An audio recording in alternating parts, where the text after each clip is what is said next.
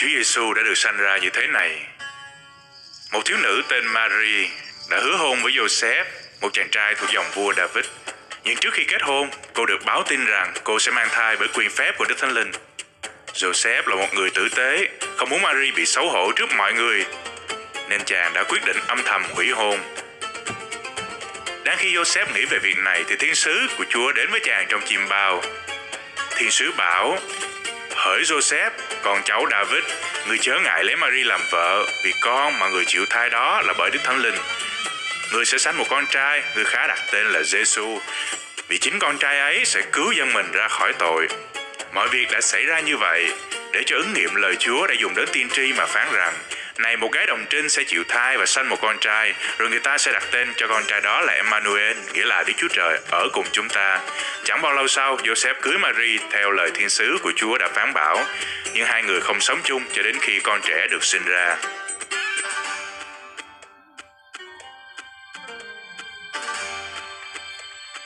Đêm đó, tại đồng cỏ gần Bethlehem, có mấy gã chăn chiên thức đêm canh giữ bầy chiên mình. Thình lình, một thiên sứ của Chúa hiện đến với họ và vinh quang của Chúa chói lòa xung quanh họ. Các gã chăn chiên rất sợ hãi. Nhưng thiên sứ bảo: Đừng sợ chi, vì nay ta báo cho các ngươi một tin lành sẽ là một sự vui mừng lớn cho muôn dân. Ấy là hôm nay tại thành David đã sanh cho các ngươi một đấng cứu thế là Christ, là Chúa.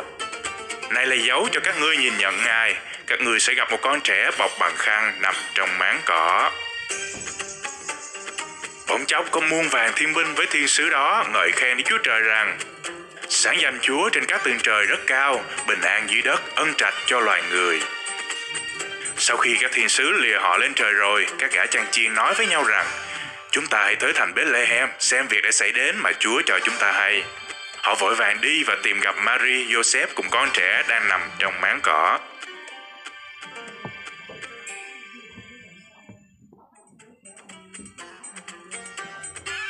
Khi Chúa Giêsu hạ sinh tại thành Bethlehem, đang đời vua Herod trị vì.